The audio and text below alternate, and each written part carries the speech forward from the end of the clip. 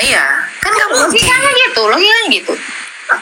Berarti pas di zamannya Nabi Musa itu, Nabi Musa sendiri dan umat itu tidak mengetahui bahwa pada saat itu tuh sebetulnya Allah itu bisa menjadi manusia gitu Kak. Pada saat Nabi Musa. Enggak, pengertianmu aja yang amburadul. Mereka nggak berpaham begitu.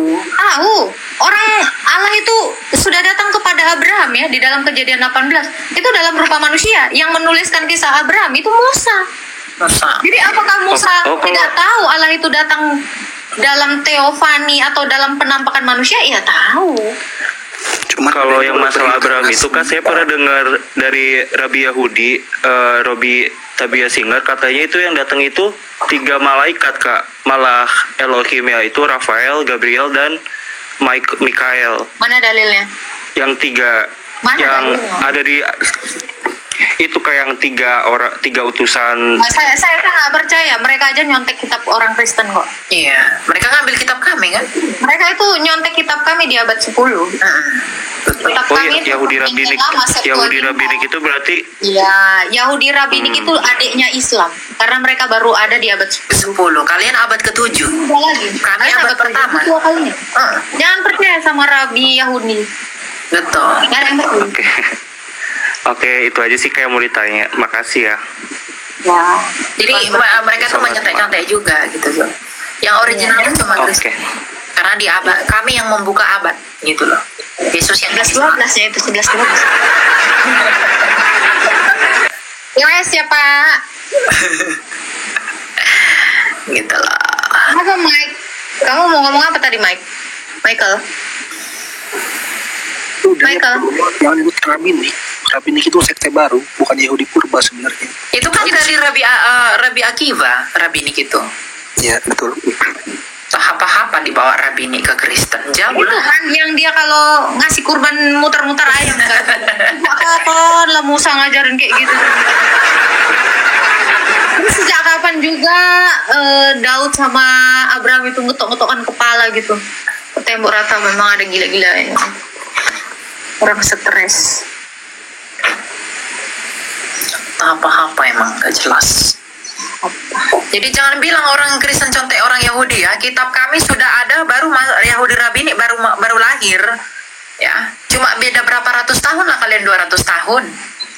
Ya kan? Kalau gereja nggak mengkanon kitab kita jadi kayak gini, nggak ada yang punya kitab, cuman kami yang punya kitab ini. Betul. Tempat di Konsili Kartago. Nggak ada yang kenal Musa kalau nggak dari sini. Kalau ini nggak dikanonkan, nggak ada yang kenal Abraham. Naskah Masora baru abad ke-10 kok. Iya, naskah orang Kristen lah paling tua. Jadi jangan bilang kami contek, kami yang dicontek. Yang dicontek dituduh pun. Apalagi yang di abad ke-7, mohon maaf ya.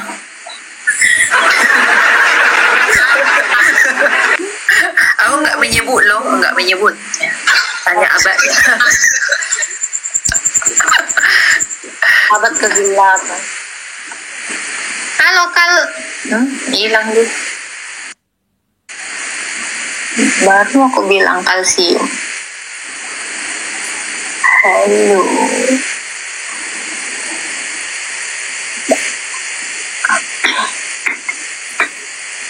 Kok kaget kalian duo maut? Dari dulu ya kami duo maut. Mana Mike? Halo. Bang Toto. Halo. Malam Kak. Malam. Islam Kristen Pak. Kristen. Ada yang mau ditanyakan silakan. Nah, kemarin saya lihat ke Elia ya. Kemarin saya lihat Elia itu bilang katanya Yesus bukan Allah katanya. Hah? Gimana aku bilang kayak gitu? Ngarang. Saya lihat ya, nggak benar nggak ngarang, saya nggak ngarang di TikTok katanya Yesus bukan Allah katanya. Tunjukkan ya di mana? Tunjukkan Dia dulu. bilang dia di TikTok ya. Iya di mana? Buktinya Yesus bukan Allah. Iya, kasih aja Pak. Mana? Nggak. Yesus adalah. Saya lihat di TikTok. Gini Pak, Yesus adalah Allah tapi dia bukan Jangan Bapa. Gitu loh. Oh gitu. Iya, di sini Yesus adalah Allah, tapi dia bukan sang Bapa. Nah, Mungkin sekarang Bapak gini, lagi sekarang berdiri gini, di dalam goa-goa ya. Jadi enggak, gini Elia, boleh nggak saya berdoa gini, Yesus, engkaulah Allah kami yang hidup, boleh nggak? boleh. boleh, boleh, Boleh kan? boleh. Masalahnya apa? Masalahnya apa? Allah itu Yesus, hakikatnya dia. Allah yang hidup, boleh kan? Bapak, dengar ya Pak ya, Allah itu adalah hakikatnya dia. Bapak mau joget-joget, menortor pun dan berdije-dije, dia tetap Allah, nggak bisa berubah. Allah itu nggak pernah berubah Pak. Iya betul. Gitu loh, jadi dia adalah Allah. Jadi kalau Anda katakan dia Allah yang hidup, justru itu benar. Kenapa? Karena dia adalah Allah sang pemilik hidup. Makanya Tuhan Yesus berkata, akulah jalan dan kebenaran dan hidup. Akulah kebangkitan dan hidup. Dialah hidup itu sendiri. Gitu loh. Jadi nggak salah. Bapak ini katanya Kristen Wahabi. Ini Kristen Wahabi. Enggak, saya benar Agatha, saya lihat dia, makanya saya bingung. Nggak percaya Jangan samakan saya Yesus sama dan Allah gitu kata sama dia, Elia, dia bilang Pak. gitu, makanya Udahlah kau fitnah, nggak tunjukkan dalilnya di mana, malah nggak benar lagi argumennya. saya lihat di TikTok, saya ngapain fitnah itu dosa, saya tahu fitnah dosa. Tonton lagi Pak videonya. Tonton lagi lah, tonton lagi. BWS Pak. Aduh. Ya kalau nggak fitnah tonton lagi lah biar kau paham. Yang dimaksud Elia itu tadi tuh bukan Allah Bapa maksudnya, bukan sang Bapa gitu loh. BWS ya.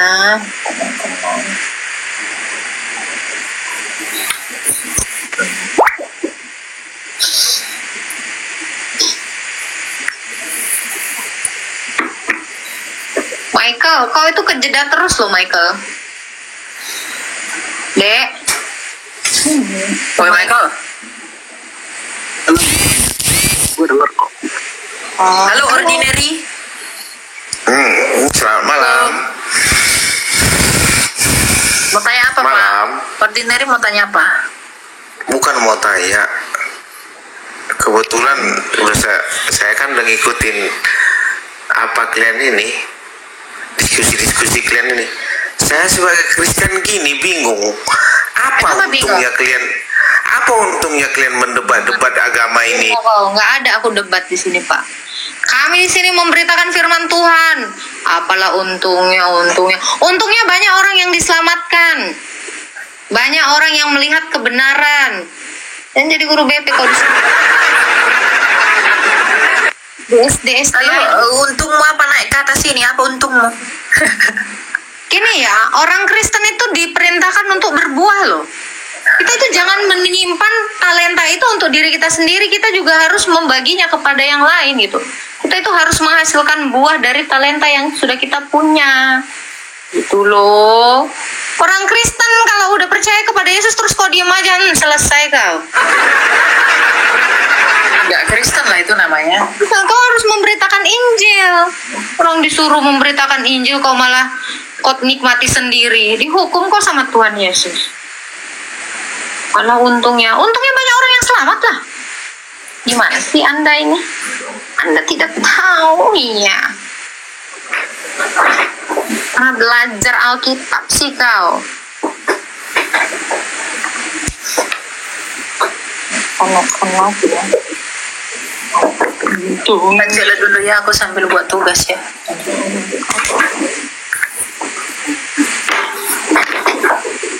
Justru dengan adanya TikTok ini membuka kesempatan bagi kita untuk memberitakan firman Tuhan sampai Tuhan itu datang kedua kali. Itu perintah Tuhan Yesus loh. Halo Alvalino.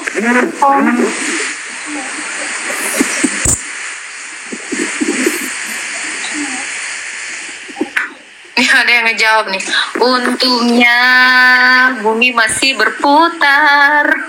Untungnya tak pilih menyerah. Bagus ini. Aduh. Halo, Olat. Mikum. Mikum. Assalamualaikum. Halo. Isam Kristen, Bang? Halo, ya malam. Wah, selamat malam. Silakan, Bang. Isam atau Kristen? Saya Islam. Silakan, Bang. Mau bertanya apa tentang iman Kristen? Ya, saya mau tanya, itu Tuhan Yesus punya mama enggak? Ada, kemanusiaannya punya ibu. Punya ibu. Punya mama. Agak semangat ya, Bang. Lama kah?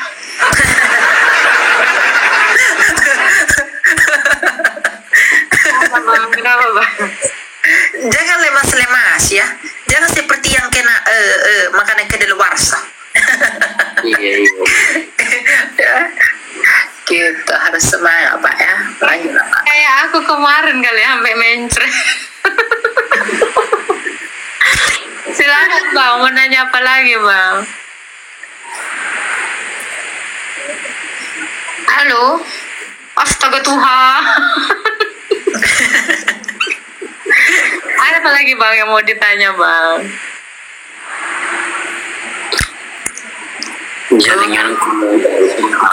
Jaringanmu bagus kok Pak, kelihatan di sini. Ya udah Pak, GWS ya. Mungkin kepalamu yang jalannya kurang cepat. Lemes sekali Bapak, minum dulu ah. Kayak rumput lemas kau.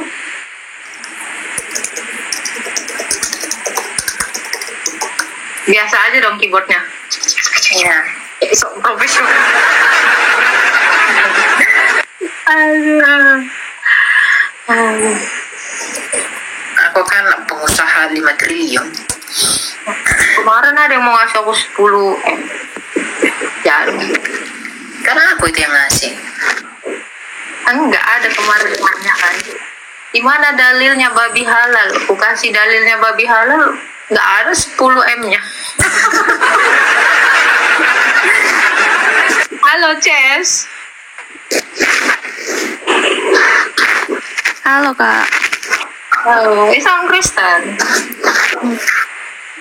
Kristen. Ya, silakan Kak, mau bertanya apa?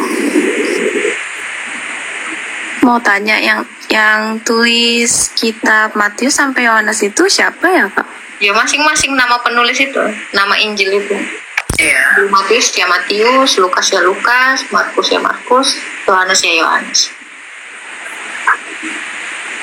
Itu adalah Aku kesaksian pernah lihat di video katanya, Rasul itu. aku pernah lihat video katanya anonim gitu Kak.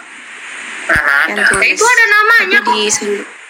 Ya, memang ada di YouTube si siapa namanya yang bilang itu anonim itu? Orang liberal itu biasanya. Guru Gembul. Iya. Ya, Guru Gembul ya. Ah, itu boleh. Luar negeri. orang luar negeri. Mas Herman, Orang luar negeri pun banyak yang on-nya, nggak usah langsung percaya kau. Objektif. Orang luar negeri itu yang ateis itu. Iya. Jelas-jelas namanya di situ Injil Matius. Ditanya lagi siapa penulis Apa anonim. penulis? Itu. Ada lagi Kak yang mau ditanya Kak. Jangan percaya hoax kayak gitu Kak. Ya, itu kan mereka nggak punya dasar mengatakan demikian. Apa lagi mau ditanya? Paling mau. Dulu aku kalau baca Apa dan Kak? nama kadang suka bingung. Misalnya ada salah satu orang yang berdosa, aku agak lupa sih kisahnya, tapi yang dihukum tuh padahal satu orang doang yang berdosa, tapi keluarganya dihukum semua gitu, maksudnya yang ditelan bumi gitu. Maksudnya kenapa ke salah satu orang tuh dilimpahkan sama ke keluarganya? Yang di mana? Yang di mana yang telan bumi? Belum tahu sih aku. Perjanjian lama. Apa itu? Apa? Kisahnya siapa telan bumi? Musa. Siapa kak? Iya, lupa juga. Nggak tahu, coba cari dulu ayatnya nanti biar kita bacain. Coba. Jadi kakak cari dulu. Siapa? Nabi. Ditelan bumi siapa kak? Oh mungkin itu Lut, Nabi Lot bukan Lot. Korah ya? Tuhan bumi. Mungkin kisahnya si Lot itu kali ya yang jadi Lot mungkin. yang garam itu. Loh itu bukan ditelan bumi lah. Iya. Yang Korah. Korah. Korah. Aku baca keseimbangan kundang itu kayaknya. Kayaknya kamu bukan Kristen ya kamu ya? Kristen. Kristen apa? Protestan. Gereja di mana? Di GPI. Ada Korah itu memang ada di dalam Alkitab. Bilangan 1 ayat 1 sampai 33 ada. Terus kenapa Pak? Yang gimana Kak kisahnya? Maksudnya bingung aja gitu. Kakak udah baca? Iya, tapi rada lu. Gimana aku ingat? Korah, Datan dan Abiram kan yang memberontak kepada Musa kan? Ya bukan? Iya, memberontak kayak yang nggak percaya keputusan Tuhan. Nah, jadi dia berdosa tapi satu keluarga yang dihukum ditelan bumi gitu. Korah ini adalah seorang Lewi juga ya. Sepupu pertama Musa ya.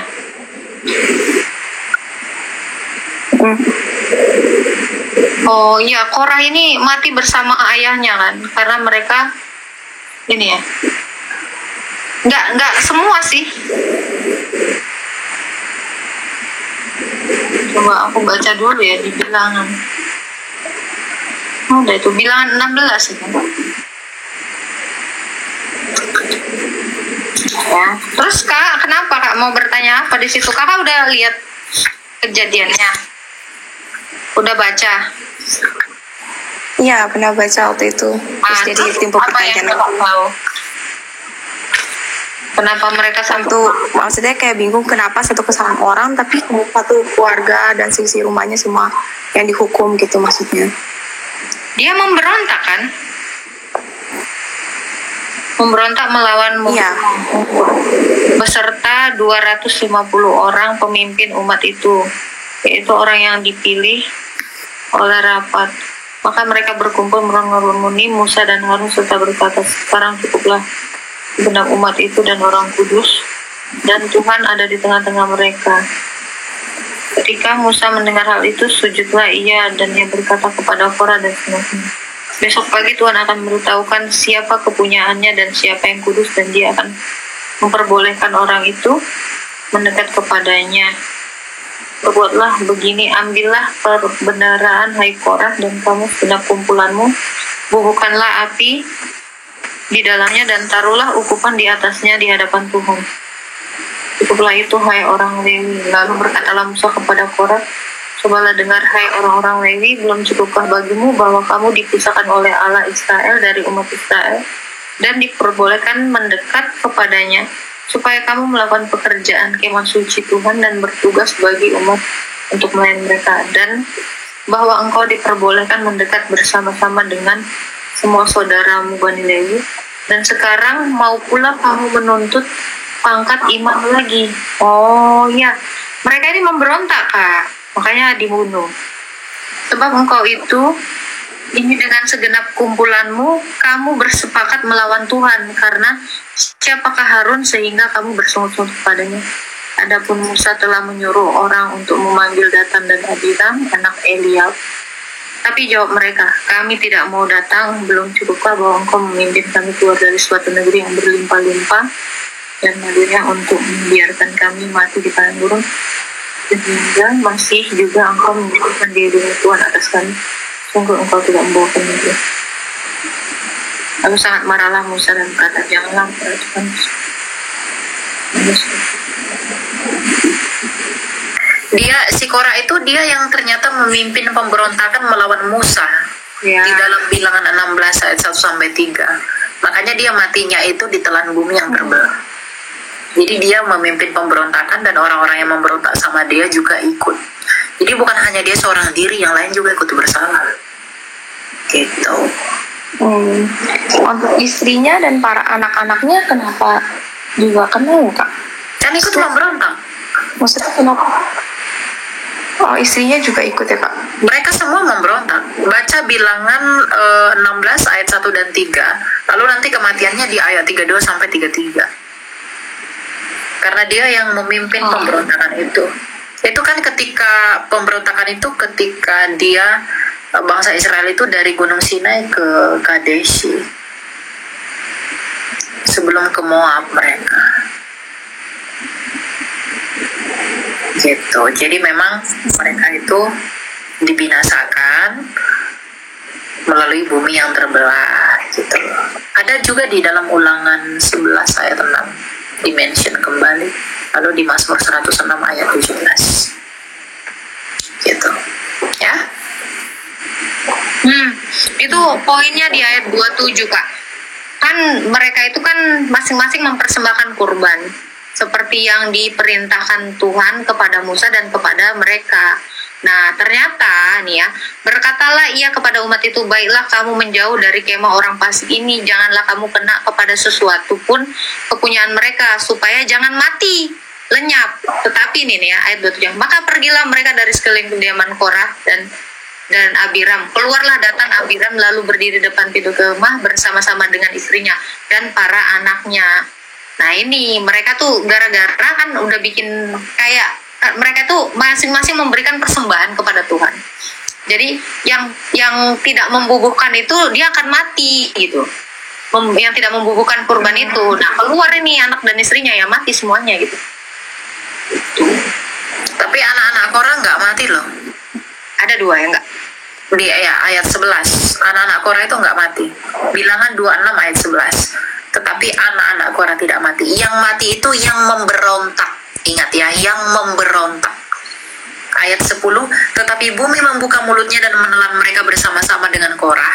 Ketika kumpulan itu mati, kumpulan yang memberontak tadi, ketika ke-250 orang itu dimakan api sehingga mereka menjadi peringatan. Jadi di dalam Bilangan 26 ayat 10 ini dijelaskan berarti ada 250 orang itu dimakan api.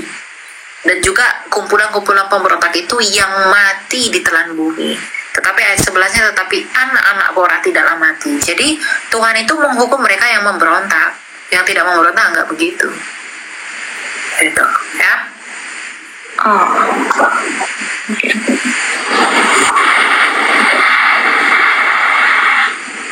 Ini tuh si Korah itu pengen ini ya, jabatan imam sama seperti si Harun dan Musa. Betul. Padahal ini masih sepupu pertama, ini masih sama-sama Bani Lewi, sama-sama orang Lewi. Cuma dia itu pengen ini. Jadi kan Musa ini kan memimpin mereka keluar dari Mesir. Maksudnya biar digantikan keimamatannya. Si Korah ini pengen juga jadi imam gitu. Hanya mereka memberontak.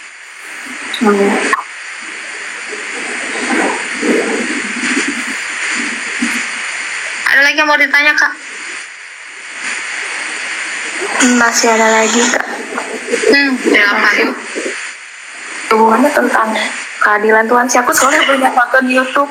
Misalnya karena keadilan Tuhan, kenapa kita semua maksudnya dosa Adam dan Hawa itu jadi dosa keturunan setiap orang gitu. Maksudnya kayak manusia lahir aja dan dibilang berdosa, padahal kita nggak apa-apa. Dosa keturunan itu nggak ada, Kak. Kakak tidak menanggung dosa siapapun. Betul. Oh, Ya, setiap dosa orang Adam itu tanggungannya masing-masing. Itu ada ayatnya di dalam Alkitab. Jadi kita ini tidak menanggung dosa siapapun. Kalau yang dosa Adam itu, berarti kita, ya kan aku sering baca atau dengar itu di kolam minggu. Jadi dosa Adam itu yang membuat semua manusia berdosa dari lahir aja tuh sudah berdosa. Makanya kita harus percaya sama Tuhan Yesus supaya kita. Karena aku tanya, kalau dari lahir udah berbuat dosa, apa dosa yang dia lakukan? Apa yang dia lakukan? Apa dosa apa yang dilakukan anak yang baru lahir itu? Dosa karena keturunan Adam. Aku dengarnya kayak gitu. Nggak ada. Makanya jadi timbul Adam yang pertanyaan. berbuat dosa, tidak mungkin kita yang menanggung dosa Adam. Tetapi dampak dari keberdosaan Adam, yaitu tua, sakit, mati, itulah yang kita terima. Tidak berotoritas lagi di dunia ini itu. Jadi dampak dari keberdosaan Adam, kita tidak lagi memiliki otoritas atas bumi ini. Karena di dalam Alkitab kan dikatakan apa? Penuhi, beranak cucu dan bertambah banyaklah dan kuasailah bumi. Dan hilang otoritas kita dari bumi ini. Makanya coba lihat, semua orang dipengaruhi setan. Manusia tidak lagi berkuasa terhadap dirinya sendiri. Tetapi keinginan-keinginan iblis itulah yang kita lakukan untuk memenuhi keinginan si iblis tadi. Makanya Yesus bilang apa? Iblislah yang menjadi bapamu karena kamu mengikuti segala yang dia inginkan. Gitu. Jadi kita tidak berotoritas bahkan untuk diri kita sendiri. Gitu. Jadi dampak itulah yang kita terima, bukan dosanya si Adam yang kita terima. Gitu. Dampak dari keberdosaan Adam. Sehingga kita tidak diajarin berdosa pun kita berpotensi besar untuk melakukan dosa. Ya, karena citra Allah itu udah Iya, rusak maksudnya di dampak dalam semua. keturunan. Apa? Maksudnya iya, masalahku tuh hukumannya gitu. Kenapa? Karena Adam dan Hawa yang berdosa, kita yang ngelakuin apa-apa tuh jadi nerima dampaknya gitu, yaitu Oh, kematian. coba kalau yang bapakmu tadi seorang keluar. pejabat, bapakmu seorang pejabat, dia korupsi. Karena dia sudah melakukan korupsi, akhirnya kan apa? Dia dipecat, semua hartanya disita. Kamu yang sebagai anaknya kena dampaknya nggak?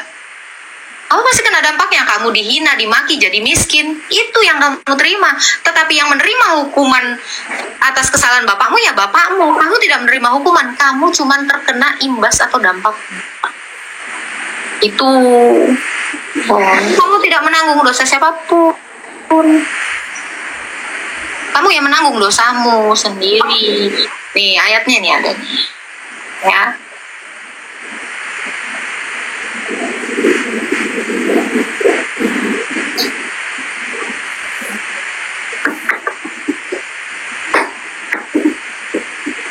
Nih. Ya, Galatia 6 ayat 5 dikatakan, sebab tiap-tiap orang akan memikul tanggungannya sendiri. Tuh. Jadi apa yang kamu pikul ya tanggunganmu sendiri. Jadi dosamu itu pernah ditanggungan kepada orang lain. Kenapa? Berarti kematian itu maksudnya jadinya dampak ya, Kak? Dampak. Makanya manusia itu kan menjadi tua, menjadi sakit-sakitan. Akhirnya mati. Upah itu kan dampak, makanya Roma 6 ayat 23, upah dosa adalah maut. Dampak dosa itu ya maut. Kita mati ya karena keberdosaan kita. Kita bisa dapat mati ya karena dampak keberdosaan yang ada dari semula itu. Gitu loh. Bukan berarti kita menanggung dosa si Adam. Itu namanya Yetzer hara kalau dalam Ibrani. Itu bukannya bahasa Jepang. Baru kiri. Gitu ya CS ya. Ada lagi yang mau ditanya CS. Oh, oke. Tuhan berkati ya. Halo. Ayah. Ayah. Assalamualaikum. Apa dimasukkan? Yang permintaan. Yang tidak permintaan ya masuklah. Dengar-dengar katanya kita ini jadi bahan bakar neraka. Membakar siapa? Mereka yang dibakar.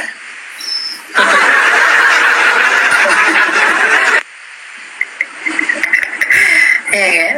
Katanya kita bahan bakar. Kalau kita bahan bakar, berarti mereka lah yang dibakar. Berarti mereka.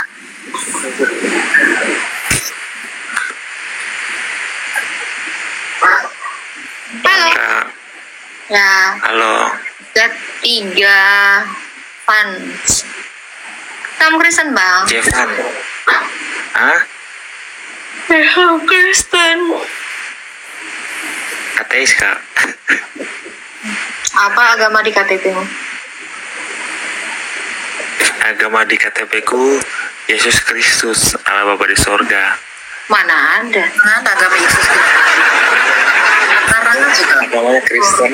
Panjang kali KTP kau itu. Itu KTP apa kartu keluarga?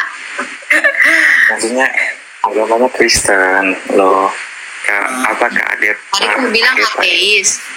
Adalah pria yang tak berpendirian. Masuk Islam sana. Aku bilang ateis, sekarang kok Kristen. Oh. Baik. Jangan nipu-nipu lah, kami kita tuh nggak bisa ditipu. Langsung ke room Juma sana. Sahadat kau bikin main.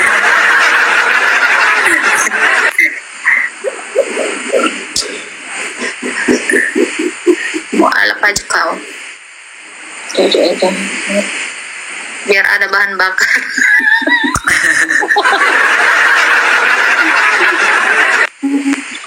Sesungguhnya bahan bakar adalah lebih berguna daripada bahan bangunan. Halo Giafar 05. Halo. Insan.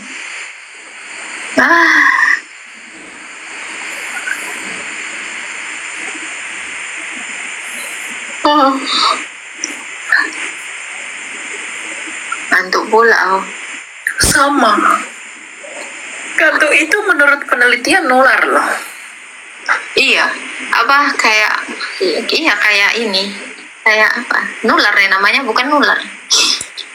Ya itulah pokoknya. Vibrasi.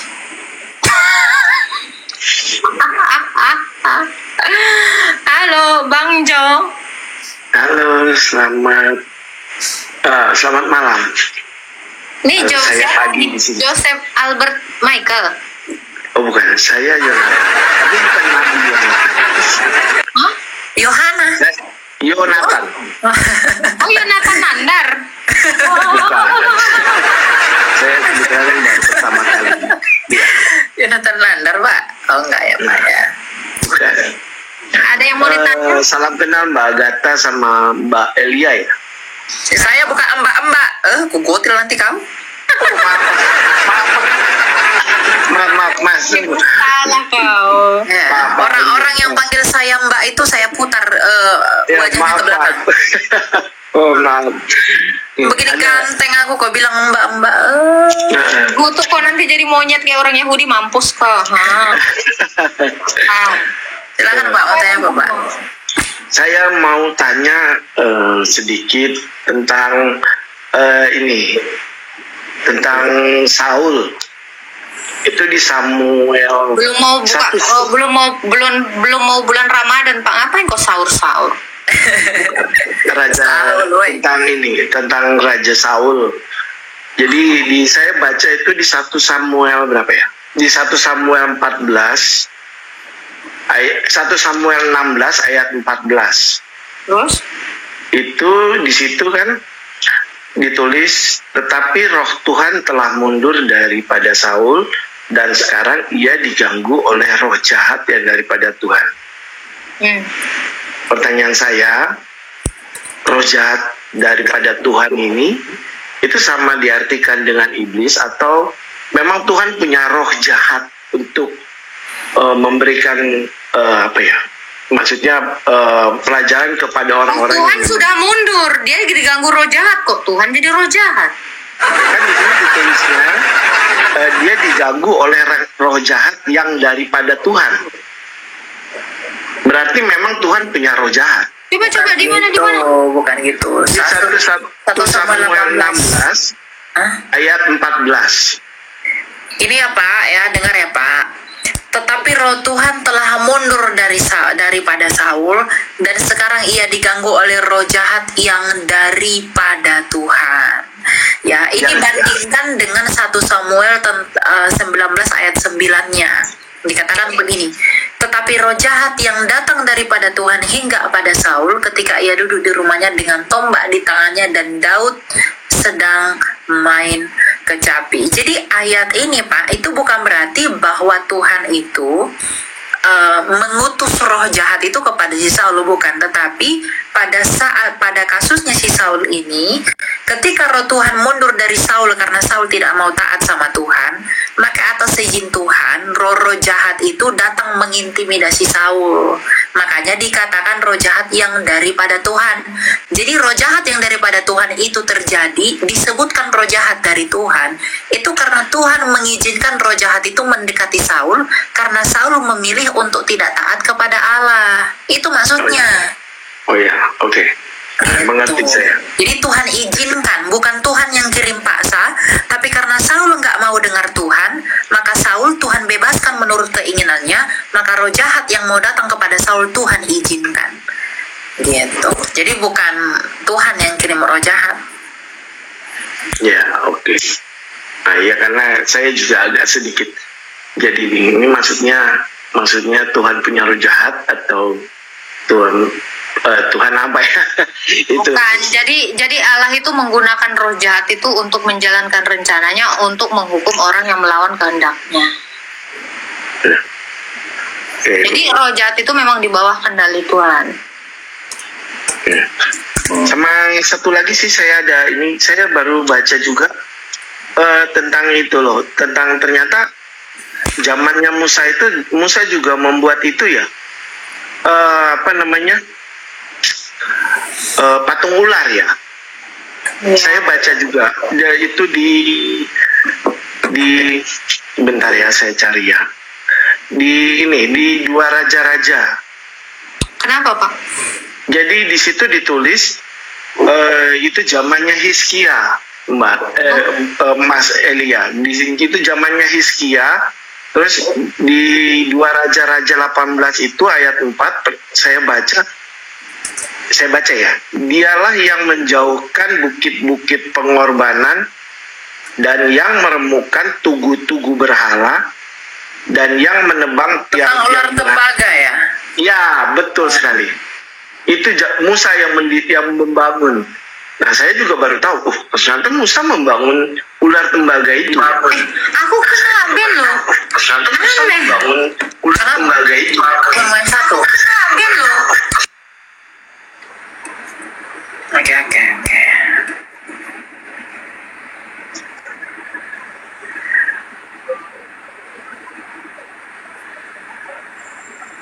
Bentar ya. Ya.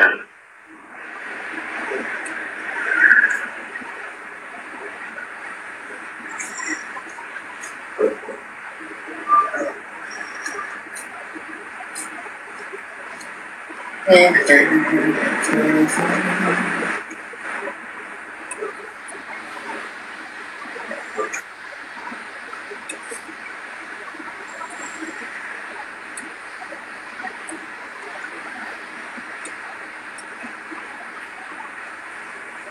yang mau Bapak tanya tadi, Pak? Pertanyaan saya ialah ini kan berarti zaman Musa sudah membawa Israel keluar dari tanah Mesir. Betul.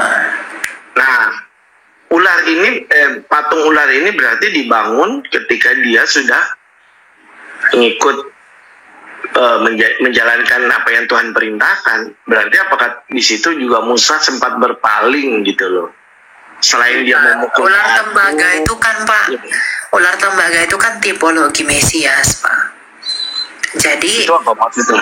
Tipologi Mesias itu adalah, coba kita baca di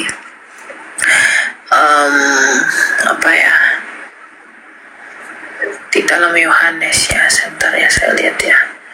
Nah, Yohanes 3 ayat 14, Tuhan Yesus berkata seperti ini. Dan sama seperti Musa meninggikan ular di padang gurun, demikian juga anak manusia harus ditinggikan. Ayat 15-nya, supaya setiap orang percaya kepadanya beroleh hidup yang kekal. Artinya gini, ketika Musa membuat ular tembaga itu, patung ular tembaga itu, orang-orang yang memandang kepada patung ular tembaga itu, kepada ular tembaga itu akan mendapatkan kesembuhan.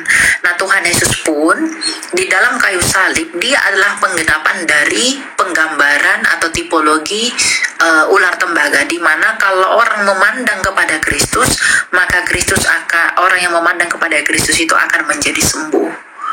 Nah, dan ternyata ular tembaga itu kan kalau kita baca di Galatia 3 kan hukum Taurat itu kan adalah penuntun untuk iman yang akan datang. Nah, karena iman itu telah datang, makanya hukum Taurat itu kita tidak lagi di dalam pengawasan penuntun. Nah, untuk ular tembaga itu sudah hancur di zamannya Hizkia yang mereka sebut sebagai Nehustan itu, karena mereka sudah menyalahgunakannya. Coba kita lihat di dalam 2 Raja-Raja 18 ayat 4. 18. Iya. Dialah yang menjauhkan bukit-bukit pengorbanan dan meremukkan tugu-tugu berhala dan yang menebang tiang-tiang berhala dan menghancurkan ular tembaga yang dibuat si Musa. Sebab sampai pada masa itu orang Israel memang masih membakar korban bagi ular itu yang namanya disebut Nehustan. Nah, jadi orang-orang Israel itu jadi menganggap benda itu sebagai berhala dan mereka memperlakukan ular tembaga itu seperti penyelamatnya mereka, dan Tuhan nggak berkenan akan hal itu sehingga bangsa Israel itu dihukum pada zamannya Hizkia, kemudian ular itu dihancurkan gitu, karena bukan itu makna yang sesungguhnya tetapi merujuk kepada Mesias yang akan datang gitu ya. Jadi kenapa dihancurkan? Karena memang memberontak. Ketika itu belum dihancurkan, Tuhan masih memperkenankan itu masih ada, tetapi puncaknya di zaman Hizkia baru dihancurkan. Karena mereka menyembah itu sebagai berhala dan Tuhan nggak berkenan. Gitu Pak. Oh, berarti lambangnya obat di Kementerian apa itu kan ada ularnya, ambil dari Alkitab. Betul, PBB itu juga gitu. Itu dari filosofi Yahudi loh Pak. Oh iya. Kan Badan Kesehatan Dunia kan ular juga, WHO kan ular iya, juga kan. Iya. Itu terinspirasi dari kisahnya si Musa itu. Gitu. Makanya seluruh dunia ini harus percaya Yesus, Pak. Karena ular itu hanya penggambaran, wujudnya ya Yesus sendiri sebagai obat. Gitu loh. Ya. Terima kasih. Oke, terima kasih. Terima kasih Mbak Rata, Mbak. Ya. In dulu Michael, aku lagi cari akun. Nggak bisa aku ini nggak ada moderatorku. Aku nggak moderator.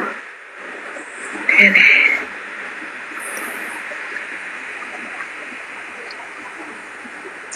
Udah. Oh, kok nggak bisa ya? Oh, kebanyakan moderator.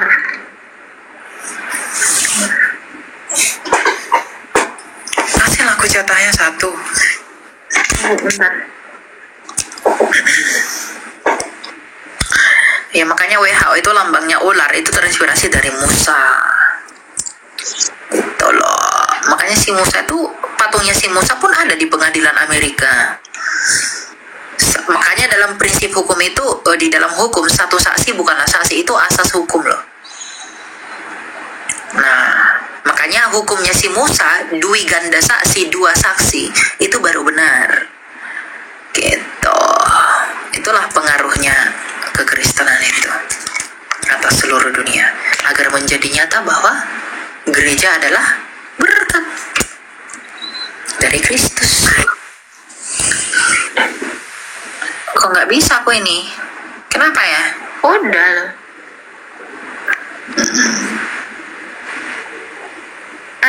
Itu ada dragon. Interaksi, oh iya. Live together. Ada kan, bisa kan? Oh tamu, ya ada 83. Oke, silakan Dragon. Bertanya apa Dragon? Tau nggak yang tadi akun gue tuh peringatan di atas. Ngeri kali pasukan Haina di bawah ini langsung ngeri, peringatannya langsung di atas.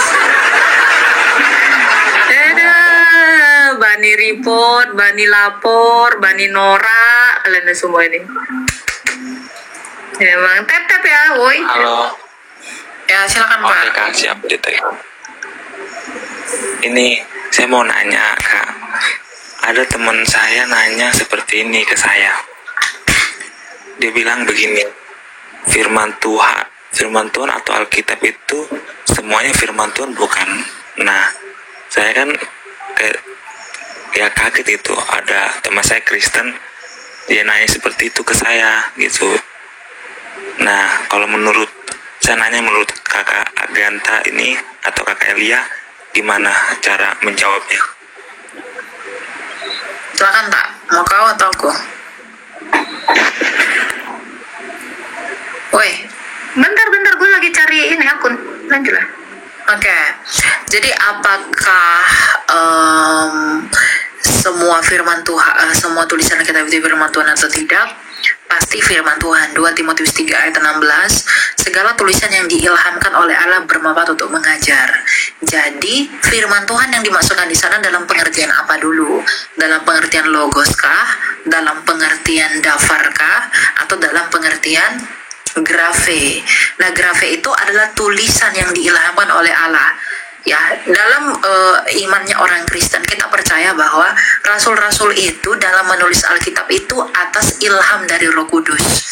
Nah, Roh Kudus itulah yang memampukan mereka menulis tulisan itu, yang kemudian pada akhirnya menjadi sumber pengajaran untuk mendidik orang Kristen dalam kebenaran, menyatakan kesalahan, dan menyatakan kebenaran Mesias. Jadi apakah semua isi Alkitab itu adalah firman Tuhan?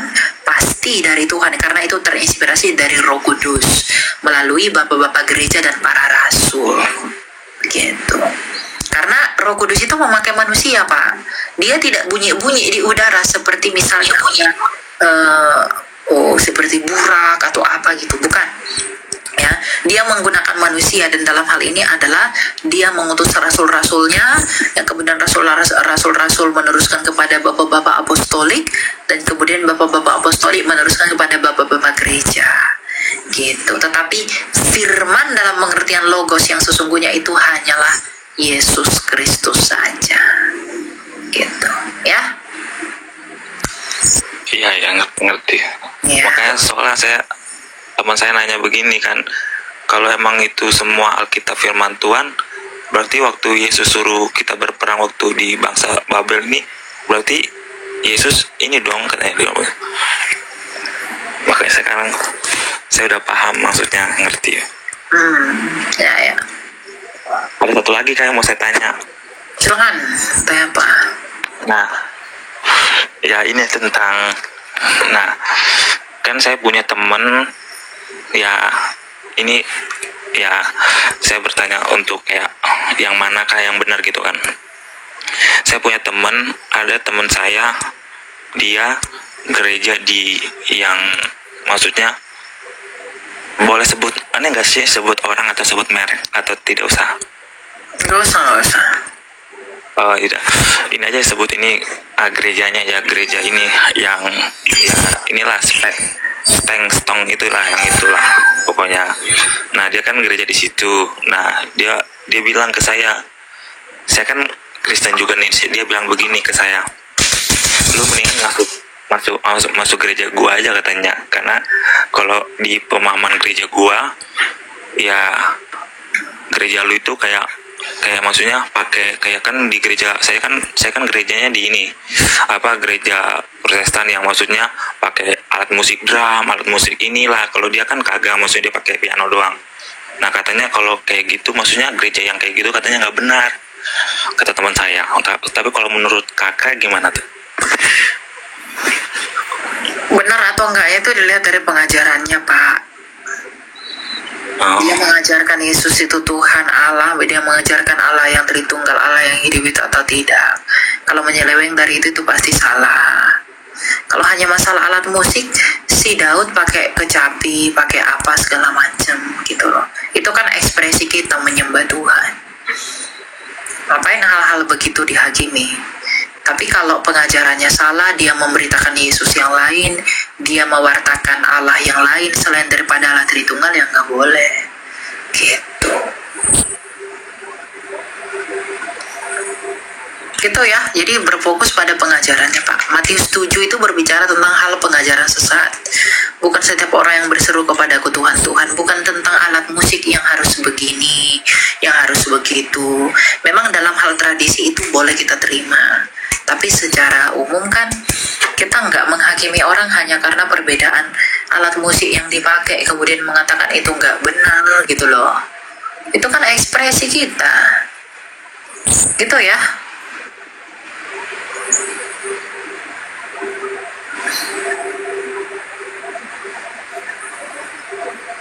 Halo, Dragon. Ini kayaknya komodo ini, komodo dragon.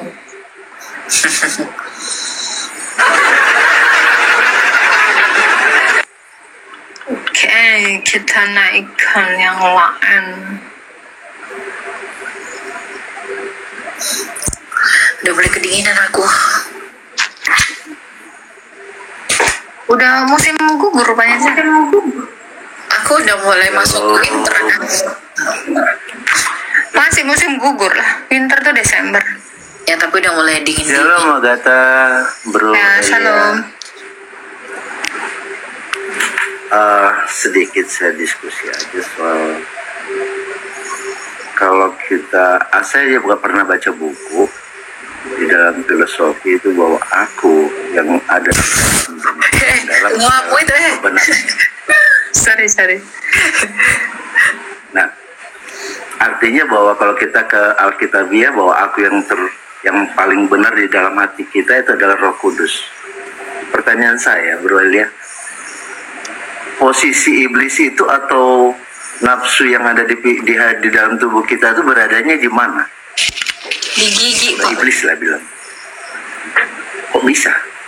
Iyalah. Makanya kan kau suka gigit-gigit. Maksudnya apa sih, Mak? Nanya gimana? Iblis itu kalau di dalam tubuh kita berada di mana? Kalau Roh Kudus itu kan di hati yang paling dalam itu adalah kebenaran. Aduh, iblis itu di mana? Iblis itu roh, Pak. Mereka itu Efesus 6. Mereka adalah penguasa-penguasa di udara. Mereka tidak di dalam kamu. Tapi kamulah yang mengizinkan mereka ada di dalam kamu. Gitu loh. Nah, itu di dalamnya. Jadi enggak ada di dalam kamu, di tangan, di telapak, enggak di perut, di dada, bukan begitu, Pak.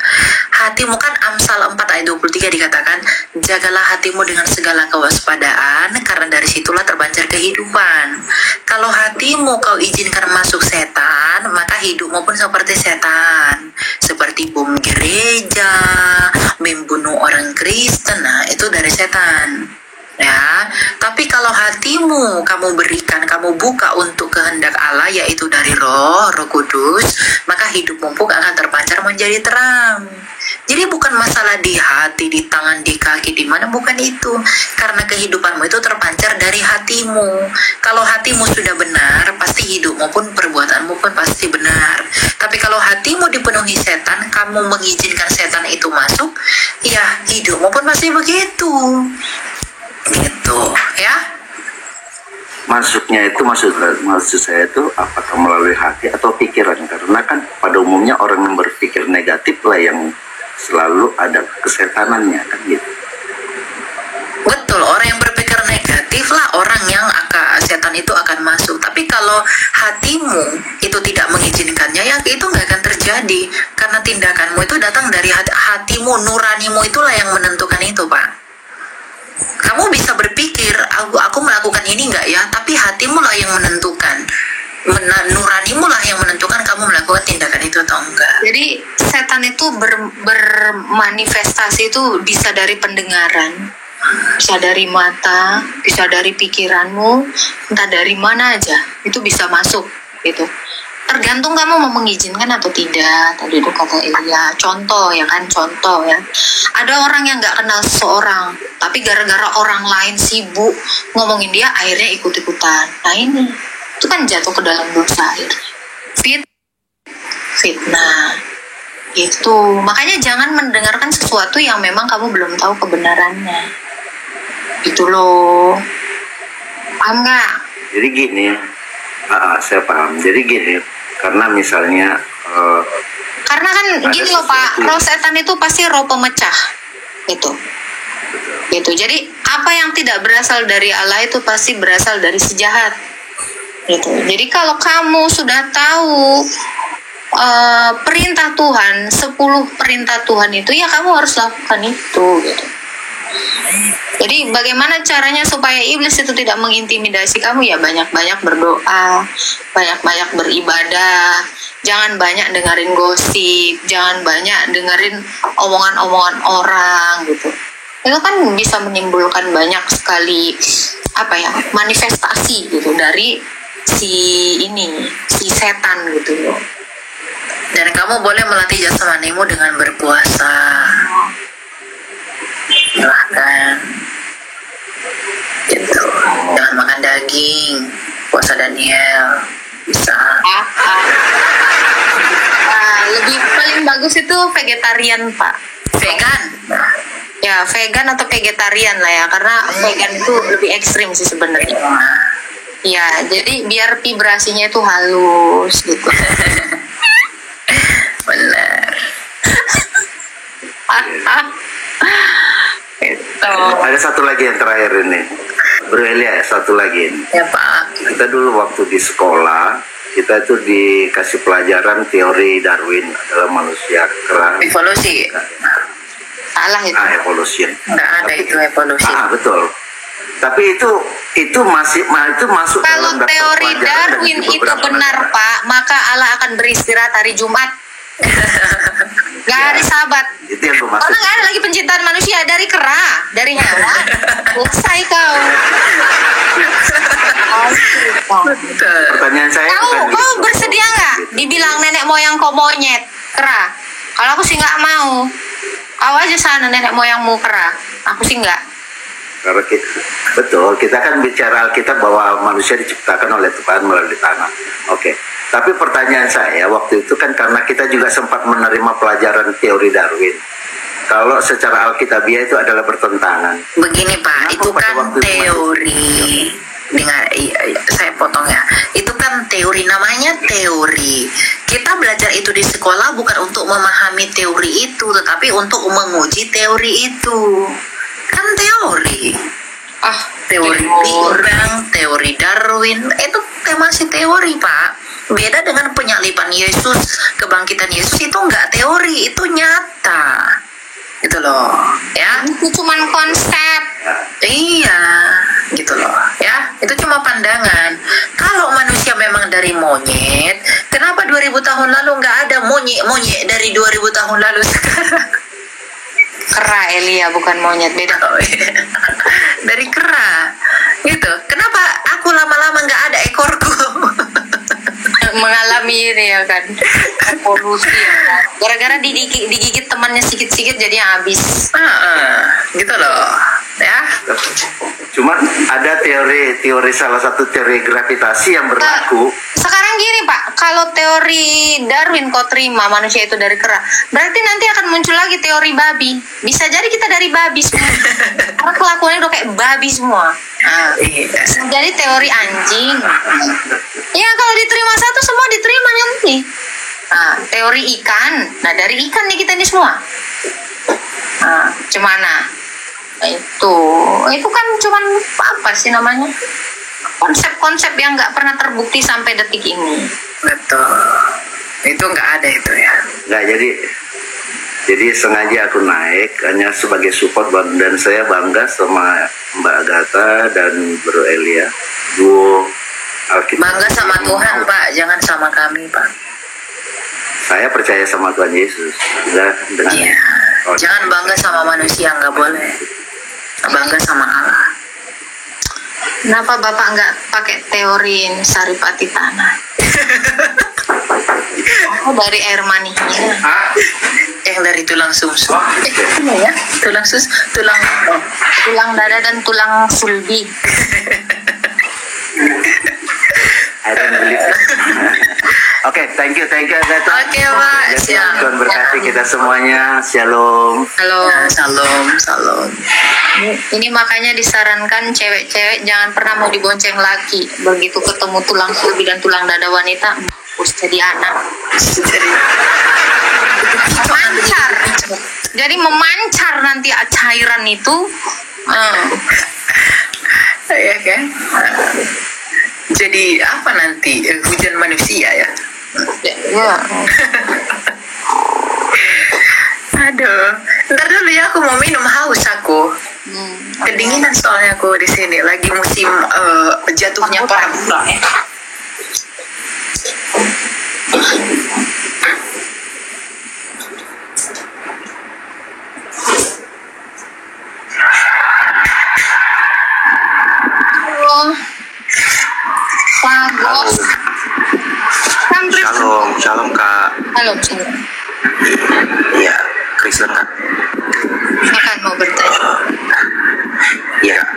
sedikit ada pertanyaan Kak, itu salah satunya mengenai pembaptisan.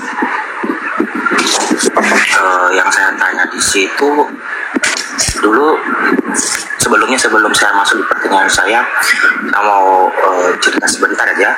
Dulu sebelum saya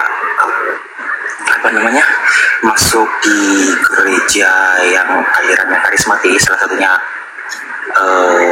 GBI. Dulu kan waktu kecil itu kan ada namanya juga dibilang baptis ya, baptis gitu. Tapi setelah saya sudah beranjak remaja, saya juga udah pernah dibaptis dengan yang namanya baptis selam. Nah, yang menjadi pertanyaan saya sampai sekarang itu, kenapa ya waktu kecil itu atau waktu masih bayi itu dikatakan harus itu dikatakan baptis, sedangkan kalau saya menurut yang sudah saya baca itu baptis selam. Sedangkan kalau yang kecil waktu masih bayi itu bukan baptis ya, tapi penyerahan anak. Itu aja Kak. Kalau itu Elia nggak ngerti aku tuh yang dibilangnya penyerahan. Maksudnya apa Pak? Boleh tanya lagi Pak? Maaf saya nggak fokus tadi. Oke. Mau diserahkan kemana kau? Ke pihak berwajib. Enggak, jadi gini. Kemana? Kan waktu kecil kan ada kita itu dibaptis kan. Katanya begitu. Nah, sedangkan sekarang ini kan beberapa tahun lalu sih saya sudah dibaptis setelah masuk di gereja karismatik. Nah, sekarang ini setelah sejauh yang sudah saya baca di Alkitab nih Kak, untuk bayi bukan dibaptis, tapi penyerahan anak, sama seperti waktu Yesus lahirkan dia diserahkan, didoakan gitu. Bukan. Jadi begini Pak, gini. Baptisan itu boleh dimulai dari umur 8 hari. Kita baca Kolose 2, apa itu baptisan ya? Kolose 2 ayat 10. Jadi baptisan itu adalah penggantinya sunat. Jadi baptisan anak itu apakah alkitabiah? Sangat alkitabiah gitu loh. Kita baca ya. Kolose, mana kau Kolose? Kolose 2 ayat 11 ya. Nih. Dalam dia kamu telah disunat, bukan dengan sunat yang dilakukan oleh manusia, tetapi dengan sunat Kristus yang terdiri dari penanggalan tubuh yang berdosa, karena dengan dia kamu dikuburkan dalam baptisan, dan dalam dia kamu turut dibangkitkan juga melalui kepercayaanmu kepada kerja kuasa Allah yang telah membangkitkan dia dari antara orang mati. Nah, Tuhan Yesus itu disunat sejak umur 8 hari, maka kalau sunat itu adalah simbol dari baptisan yang akan datang, berarti orang bisa dibaptis dari umur 8. Bukan simbol, penggenapan. Penggenapan dari baptisan ya, berarti baptis itu bisa dimulai dari umur 8 hari. Jadi kalau ada yang mengatakan kita menyerahkan anak nantinya dibaptis setelah usia berapa belas tahun, ya silahkan saja. Tapi kalau bisa dibaptis lebih awal sejak usia 8 hari itu lebih baik. Itulah karena di dalam baptisan itu dia dipersatukan dengan kematian Kristus yang akan memperoleh upah dari hal itu, yaitu kehidupan kekal di dalam dia kalau dia setia di dalam iman itu. Gitu loh.